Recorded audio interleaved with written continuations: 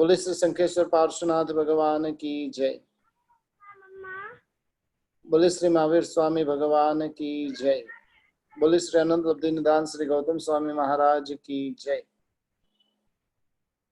बोले श्री महोपाध्याय श्री विनय विजय जी महाराज की जय। बोले श्री सरस्वती मात की जय। शांत सुधारस ग्रंथ के अंदर आश्रव की भावना जो चल रही थी और आश्रव तत्व का स्वरूप बताते हुए हम 42 प्रकार के जो कर्मों के आश्रव होते हैं और उसके ऊपर विचारणा कर रहे थे और उसके अंदर भी 25 प्रकार की जो क्रिया होती है वो विशेष करके आश्रव के कारणभूत बनती है। और ऐसी 25 क्रियाओं की बात जो हमारी चल रही है, कल 15 क्रिया हो चुकी थी। अब 16वीं क्रिया के अंदर हम प्रवेश करने जा रहे हैं। 16वीं क्रिया का नाम है स्वहस्ती की क्रिया, यानी नौकर वगैरह के जो कार्य रहे और वो अभिमान के कारण स्वयं ही करने से ये क्रिया होती है। या तो जो भी पाप आदि की जो प्रवृत्ति है और वो प्रवृत्ति जब स्वयं कर लेते हैं तो उस समय में ये स्वहस्ती की क्रिया लगती है। कई प्रक्रियाएं ऐसी होती है जो पाप की हम अन्य से करवाते हैं, कभी कभार हम स्वयं भी करते हैं। क्रिया पाप की रहे कि पुण्य की रहे, लेकिन दोनों प्रकार की क्रियाएं वो आश्रव के कारणभूत बनती है। कहीं पर शुभ आश्रव होता है और कहीं पर अशुभ आश्रव होता है। 70वें नंबर के अंदर क्रिया है जिसका नाम है आनयनी की क्रिया। आनयन का अर्थ होता है दूसरे के पास में कोई वस्तु मंगवाने से जो पाप लगता हो, उसका नाम है आनयी की क्रिया। हम कई बार कोई चीज की आवश्यकता है और वो वस्तु हम अन्य के पास में मंगवाते हैं। जब अन्य के पास में मंगवाएंगे, हम जाएंगे और अन्य के पास में करवाएंगे, उसमें बहुत बड़ा अंतर रहा हुआ है। हम जाए तो वही कार्य जयणापूर्वक कर सकते हैं, जब अन्य को भेजा जाए तो उस समय के अंदर यदि वो जयणापूर्वक कार्य नहीं करे, उस प्रकार से जाने आने में लाने में जो भी कर्म के बंधन होते उसके अंदर भागीदार हम भी बनते। इस क्रिया का नाम है आनयनी की क्रिया। साधु संतों के जीवन में देखने जाए तो लगभग साधु संत, उन्हें कोई चीज की आवश्यकता भी है तो स्पेशली किसी को भेजकर वो कोई भी वस्तु मंगवाते नहीं है। वो हमें कहेंगे कि यदि आप जा रहे हो तो ये वस्तु लेकर आना। तो यानी कहने का मतलब है कि अपने निमित्त से कुछ लेने के लिए किसी को भेजना, वो आनयनी की क्रिया है। 18वें नंबर की क्रिया विदारणी की क्रिया है। जीव और अजीव का विदारण करने से जो क्रिया लगती है वो विदारणी की क्रिया है। यानी अन्य के जो दोष है और उन दोषों को प्रकट करने से ये क्रिया लगती है। किसी के दोष वगैरह भी हमें यदि पता है तो किसी को कहना नहीं है, लेकिन हमारे भीतर में ऐसी गंभीरता नहीं होने के कारण हम उसे निरंतर प्रकाशित करते रहते हैं और वो प्रकट कर कर उनके मान सम्मान को नाश करने से ये क्रिया लगती है। उसके बाद में 19वें नंबर की जो क्रिया है वो अनाभोगी की क्रिया है। अनाभोग का अर्थ होता है उपयोग रखे बिना जो क्रिया की जाती है वो अनाभोगी की क्रिया है। बैठना है, उठना है, गमनागमन करना है, अन्य किसी भी प्रकार की प्रवृत्ति करना है, और उस प्रवृत्ति को करते समय यदि उपयोग नहीं रखे तो इस प्रकार की ये अनाभोगी की क्रिया लगती है। और वो अनाभोगी की क्रिया वो कर्मों का आश्रय करने वाली बनती है। इसलिए कोई भी प्रवृत्ति करते हैं उस प्रवृत्ति के अंदर हमारा उपयोग होना बहुत ही जरूरी हो जाता है। उपयोग पूर्वक क्रिया करेंगे तो वो क्रिया धर्म के स्वरूप में गिनी जाएगी। उपयोग से रहित यदि किसी भी प्रकार की क्रिया करते हैं तो वो क्रिया अधर्म कहा जाता है। और इसलिए जो भी प्रवृत्ति करे वो सारी की सारी प्रवृत्ति उपयोगवंत होकर करनी चाहिए। 20वें नंबर की क्रिया अनवकांक्षा प्रत्यय की क्रिया, यानी ये लोक और परलोक के विरुद्ध कार्य करने से ये क्रिया लगती है। इस लोक के विरुद्ध प्रवृत्ति, परलोक के विरुद्ध प्रवृत्ति, और इस प्रकार की प्रवृत्ति करने से ये दोष लगता है। इस लोक के विरुद्ध भी बहुत सारी प्रवृत्ति रही हुई है और परलोक विरुद्ध भी बहुत सारी प्रवृत्तियां रही हुई है। साथ ही साथ जिनेश्वर भगवंत ने जो विधि बताई है और उस विधि के अंदर अनादर करने से भी ये क्रिया लगती है। जो भी विधि हमें करनी है वो आदर भाव सहित करनी है। नहीं करे तो चलेगा, लेकिन अनादर से करे तो उचित नहीं। जो भी क्रिया करते उस क्रिया के प्रति का आदर भाव होना जरूरी है। 21वें नंबर की क्रिया है प्रायोगिकी क्रिया, यानी मन वचन काया की प्रवृत्ति से जो क्रिया होती है। मन की प्रवृत्ति, वचन की प्रवृत्ति, काया की प्रवृत्ति। मन के द्वारा चिंतन करेंगे, वचन के द्वारा कुछ कहेंगे और काया के द्वारा जो प्रवृत्ति करेंगे और उसके माध्यम से जो कर्मों का बंध होता है उसे प्रायोगिक क्रिया कहते हैं।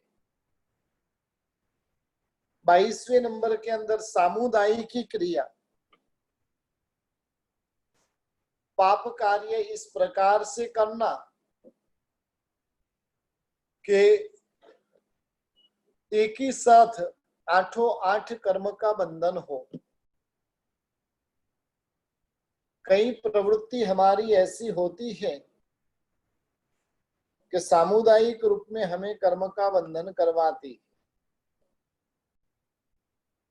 जैसे फटाका फोड़ते हैं और फटाका फोड़ने के अंदर 8 प्रकार के कर्म का बंधन होता है।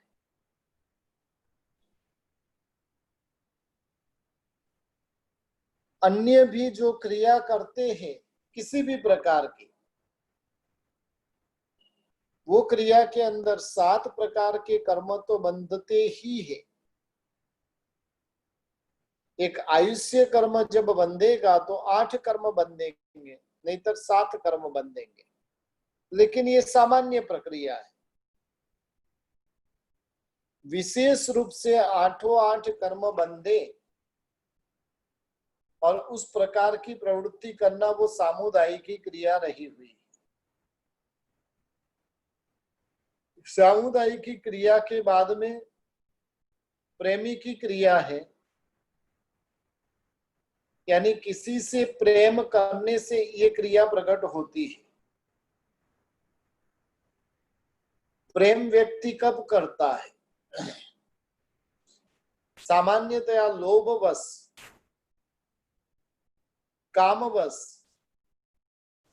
और स्नेह के वशीभूत होकर जीव प्रेम करता है, और कभी कभार माया के वशीभूत होकर भी वो जीव प्रेम करता है। वर्तमान के अपने जितने भी संबंध है वो सब माया से जुड़े हुए हैं। फॉर्मालिटी के लिए कहना है, वास्तविकता में कुछ नहीं है, लेकिन फिर भी बताना तो क्या है। और यही आजकल का संसार चल रहा है। या तो स्नेहवश संसार है, या लोभवश संसार है, या तो मोहवश संसार है।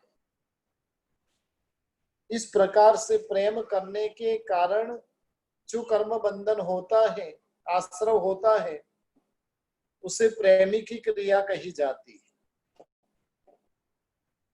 24वें नंबर के अंदर द्वेषी की क्रिया है। द्वेष से अन्य किसी के मन में द्वेष प्रकट हो और उस प्रकार के वचन आदि बोलना, वो द्वेषी की क्रिया कही जाती है। अपने भीतर में भी द्वेष प्रकट करके इस प्रकार के वचन बोलना, वो भी द्वेषी की क्रिया के स्वरूप में कही जाती है। हमें स्वयं को द्वेष करना नहीं है, अन्य किसी के द्वेष में हमें निमित्त भूत बनना नहीं है। 25वें नंबर की जो क्रिया है, इरियापथी की क्रिया है। केवल ज्ञानी भगवंतों को मात्र काय योग से ही कर्म बंधन होते हैं। यह क्रिया जो है सांप्रायिकी कर्म के आश्रव का कारण नहीं है। बाकी 24 की 24 प्रकार की जो क्रिया है, वो क्रिया के अंदर कहीं न कहीं कोई न कोई कसाय से प्रेरित वो क्रिया होती है। लेकिन ये इरियापथी की जो क्रिया है, गमनागमन आदि जो भी प्रवृत्ति करते हैं और उस प्रवृत्ति के माध्यम से जो कर्मबंध होता है, उसका नाम है इरियापथी की क्रिया। इस प्रकार से 25 प्रकार की क्रियाएं हमने जानी। उसके बाद में एक महत्वपूर्ण आश्रव रहा हुआ है, जो है कसाय के माध्यम से। कसायों से परस्पर की प्रीति का, विनय का, विश्वास का, गुण समृद्धि का नाश होता है। शास्त्रों में कसाई के बहुत ही भयंकर विपाक बताने में आए हैं। चार प्रकार के कसाय रहे हुए क्रोध, मान, माया और लोभ, और इसके बारे में लगभग हमें पता ही है, और इसलिए ये चार कसाय की विशेष बातें हम यहाँ पर नहीं लेते। क्रोध यानी अहंकार कर, क्रोध यानी गुस्सा करना, मान यानी अहंकार करना, माया यानी कपट करना, और लोभ यानी उद्गलों के प्रति आसक्ति रखना। और ये चार प्रकार के कसाय रहे हुए हैं। चार प्रकार के जो कसाय हैं वो दुख के कारणभूत है। नरक वगैरह संसार का भयंकर मार्ग का निर्माण करने वाले हैं, और इसलिए इन क्रोधादि कसायों से भी निरंतर बचकर रहने का प्रयत्न करना चाहिए। दुर्गति के मार्ग का प्रवर्तन करने वाले ये कसाय रहे हुए हैं। मनुष्यों को, जीवों को सतत इसके ऊपर चलने की प्रेरणा देते हैं, और जिस कारण से जीवों को दुर्गति के अंदर लेकर जाने वाले ये कसाय बनते हैं। परशुराम ने जैसे क्षत्रिय हत्या का उपदेश दिया, क्रोध के वशीभूत होकर, और जिस कारण से उनको नरक में जाना पड़ा। रावण ने अहंकार किया, और अहंकार करने के कारण युद्ध के मैदान के अंदर उनका भयंकर पराजय हुआ, और ऐसे पराजित होकर लोक में निंदनीय बनकर जिनको नरक आदि दुर्गति में जाना पड़ा। रुक्मी राजा ने हृदय की अशुभ भावनाएं जो थी और उसको छुपाने का प्रयास किया, यानी माया की, और जिस कारण से कर्म सत्ता ने उनको नरक और तिर्यज गति में परिभ्रमण करने के लिए भेज दिया। लोभ कसाई के कारण मम्मट सेठ की कितनी भयंकर दुर्दशा हुई। सतत रौद्र ध्यान में रहने के कारण उसे नरक के अंदर जाना पड़ा, और इस प्रकार से आश्रव के जो द्वार हैं उन द्वार को हमने देखने का कुछ प्रयास किया है। 42 प्रकार के आश्रव रहे हुए हैं, और उन आश्रवों के अंदर जीव निरंतर फंसता जाता है। आश्रव के माध्यम से कर्मों का बंधन करने के कारण वो जीव दुर्गति का अधिकारी बनता है। जिनको स्वयं की आत्मा का कल्याण करना है उन्हें तो आत्मा के भीतर में समत्व धारण कर कर कर्म बंधन के प्रबल कारणभूत जो आश्रव है उन आश्रवों का त्याग करना चाहिए। आश्रव के अंदर कारणभूत कई बार जो पाखंडी गुरु वगैरह होते हैं, दंभी गुरु होते हैं, और वो गलत बुद्धि भीतर में प्रगटाकर अशुद्ध जो मार्ग है और उस मार्ग में लेकर जाते हैं, और जिस कारण से मोक्ष से हम दूर हो जाते हैं। और ऐसे कुगुरुओं के चक्कर में भी फंसने जैसा नहीं है। मोक्ष मार्ग के अंदर गुरु तत्व का बहुत ही महत्व रहा हुआ है। मोक्ष मार्ग की आराधना में कदम कदम पर गुरु का मार्गदर्शन जरूरी है। जो सही मार्ग बताए वो सदगुरु, और गलत मार्ग बताए वो कुगुरु। सदगुरु की प्राप्ति के अंदर भी मनुष्य का पुण्य कर्म मुख्य रूप से कारणभूत है, लेकिन उसके साथ साथ में बुद्धि की निर्मलता होना बहुत जरूरी है। सदगुरु का भी परिचय करना है, पहचान करनी है, और पहचान करके उन्हें गुरु के स्वरूप में स्थापित करना है। यानी कैसी व्यक्ति को गुरु मानूं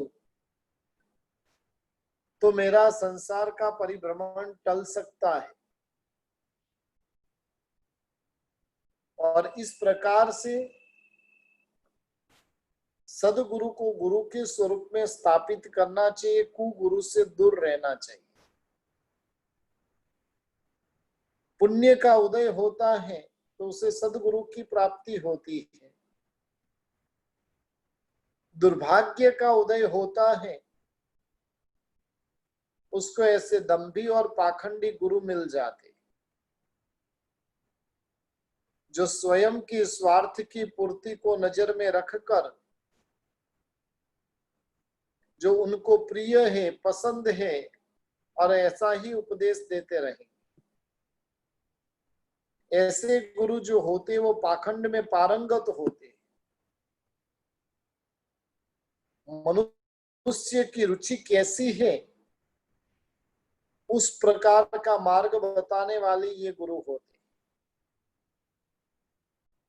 कई लोग होते हैं कि जिनके भीतर में विवेक नहीं होता है, वो लोग ऐसे कुगुरु को भी सदगुरु मान लेते हैं।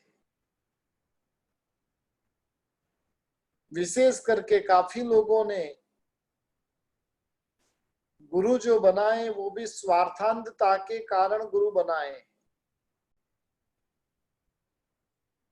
संसारी सुखों की प्राप्ति करना है, संसारिक दुखों से मुक्ति पाना है, और उसके लिए वो वैसे कुगुरु के पीछे भटकती ही रहती है वो आत्मा। कभी कुंडली लेकर, कभी सुख पाने के प्रश्नों को लेकर, वैसे गुरु के पीछे वो भटकता रहता है। कुगुरुओं का जो उपदेश भी होता है वो उपदेश विचित्र प्रकार का होता है। आपको जो पसंद है वैसी बातें वो करते जाएंगे। यानी ऐसे जो कुगुरु होते हैं वो धर्म क्रियाओं का निषेध करते हैं, पाप क्रियाओं का निषेध ही नहीं करते हैं, और वैसा उपदेश देने वाले रहे तो वो गुरु आपको पसंद आते हैं। काफी लोगों का कहना होता है कि हम गुरु भगवंत के पास में जाते नहीं क्योंकि गुरु भगवंत तो त्याग की ही बात करते,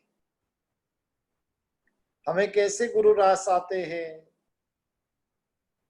भोग की बात करे वो के त्याग की बात करे वो।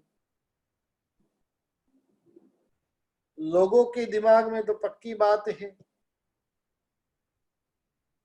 प्रतिक्रमण की क्रिया आवश्यक नहीं है, सामयिक नहीं किया तो भी चलता है, मंदिर जाने की जरूरत नहीं है, औषध आदि करना तो व्यर्थ है, ब्रह्मचर्य का पालन जरूरी नहीं है, रात्रि भोजन का त्याग करना जरूरी नहीं है, कंदमूल अभक्ष्य का भोजन कर सकते हैं।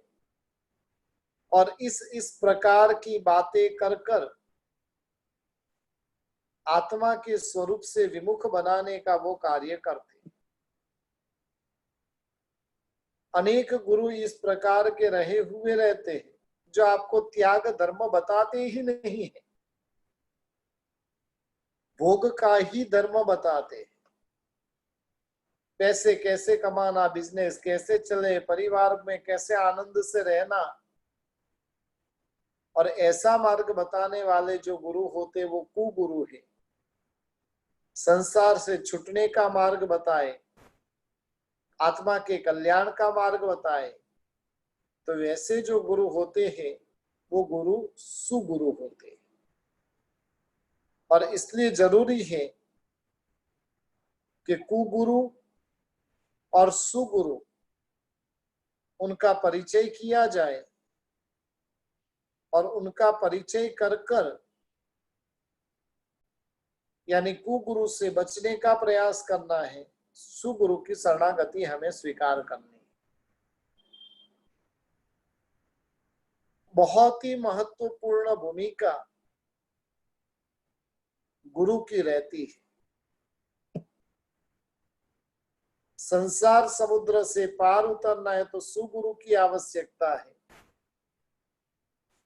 संसार समुद्र में डूबना है तो कुगुरु की आवश्यकता है।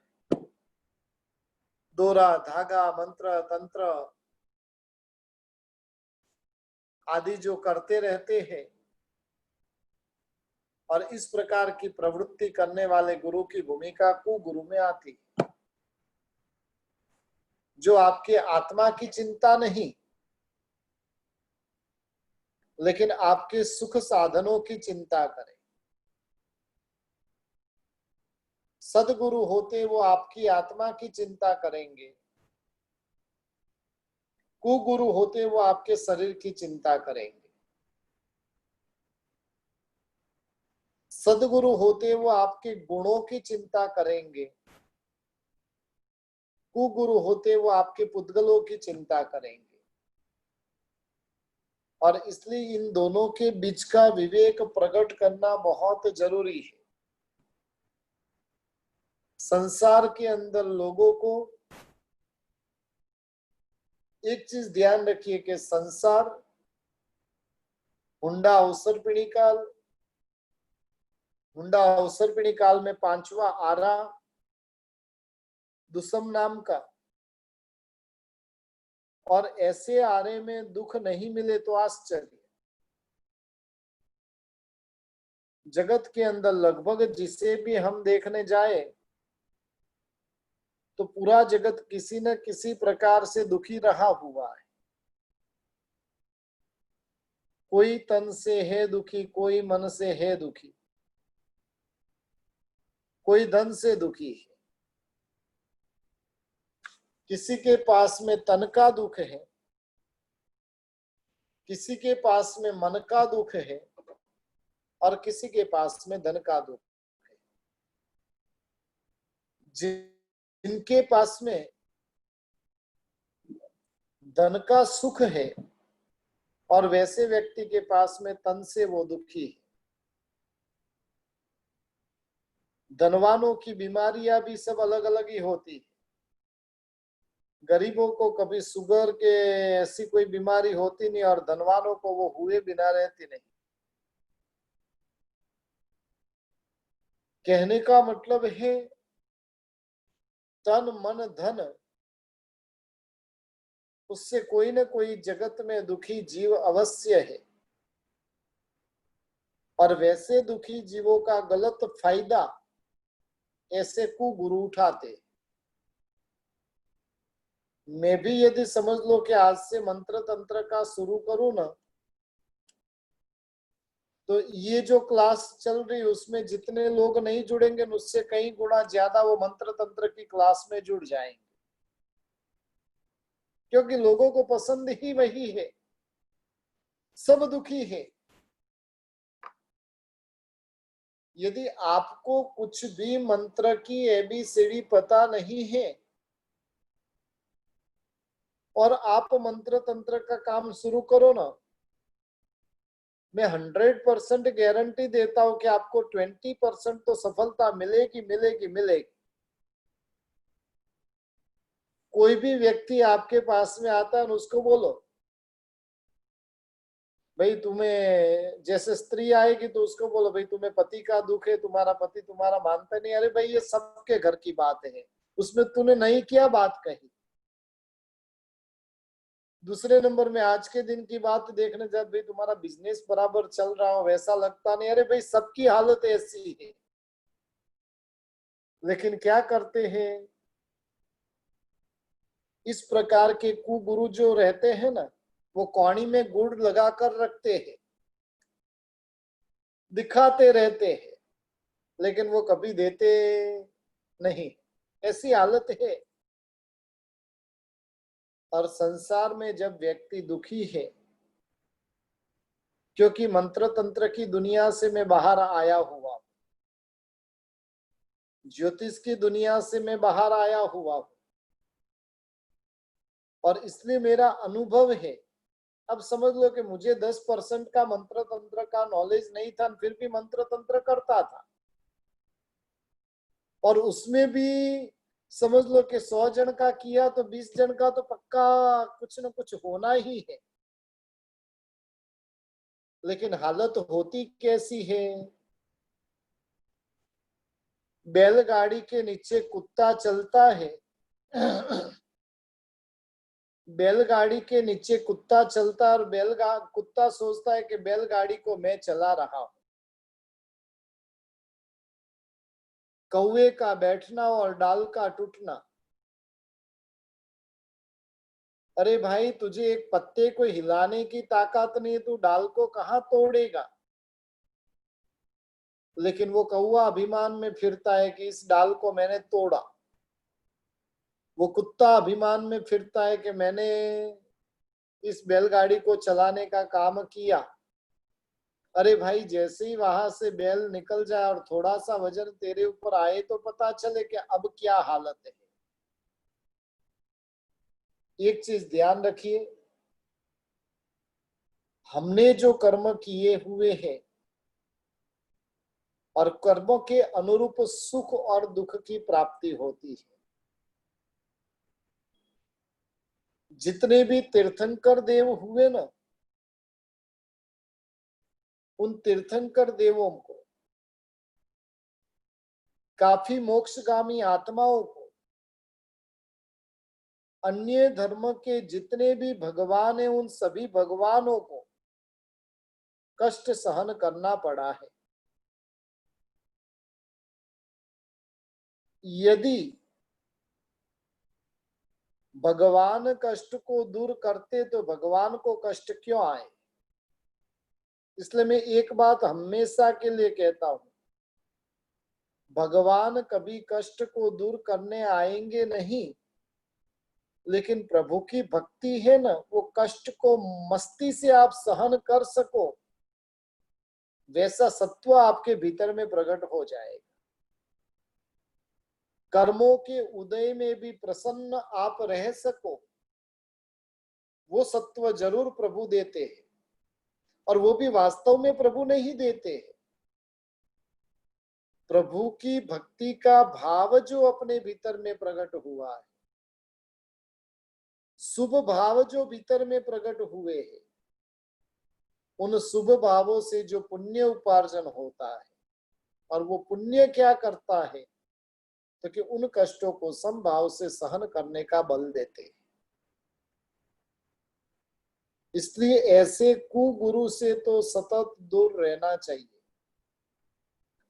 जब कभी भी ऐसी कोई परिस्थिति का आकर खड़ी हो जाती है तो उस समय के अंदर कर्मों का उदय मानकर उसे समभाव से सहन करना चाहिए।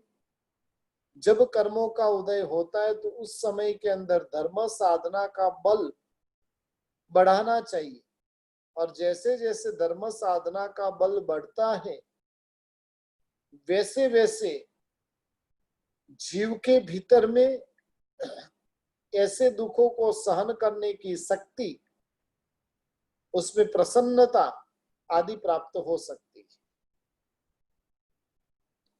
मैं हूं और समझ लो कि भी मैंने 100 कैंसर के दर्दी के ऊपर इलाज किया, मंत्र तंत्र उनको दिए,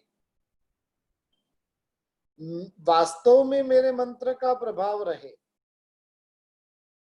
वास्तव में मेरे पास में शक्ति रहे, तो 100 के 100 मेंबर को ठीक होना चाहिए। कितनों को?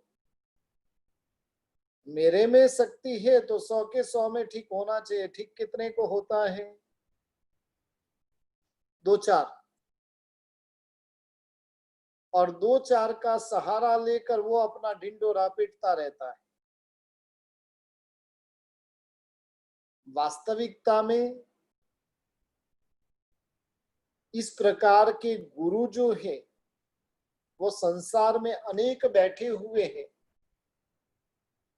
जो अनादि काल का जो हमारे भीतर में मिथ्यात्व पड़ा हुआ है और इन मिथ्यात्व को पोषण करने का काम ऐसे गुरु करते हैं और इस प्रकार का कार्य करके हमें संसार रूपी समुद्र के अंदर डुबाने का कार्य ऐसे गुरु करते हैं। इसलिए वैसे गुरु से सतत हमें सावधान रहना चाहिए, नहींतर कर्मों के आश्रव इतनी भारी मात्रा में हो जाएंगे। एक चीज ध्यान रखिए कि जिस समय के अंदर है ना तीर्थंकर देवों की उपस्थिति थी और उस समय के अंदर भी अनेक लोगों को कर्म का उदय हुआ। श्रेणिक महाराजा परमात्मा महावीर देव के परम भक्त, नंबर 1 श्रावक परमात्मा के, जिन्होंने प्रभु की आराधना के माध्यम से तीर्थंकर नाम कर्म निकाचित कर दिया। और परमात्मा महावीर देव की तो कितनी गजब की उदारता, जिन्होंने सुलसा आदि 9 जन को तीर्थंकर नाम कर्म की निकाचना करवाई। उसमें से एक श्रेणिक महाराजा भी थे और श्रेणिक महाराजा को इतने भारी कर्मों का उदय हुआ है। राजा थे और बेटे ने बंदी खाने के अंदर डाल दिया।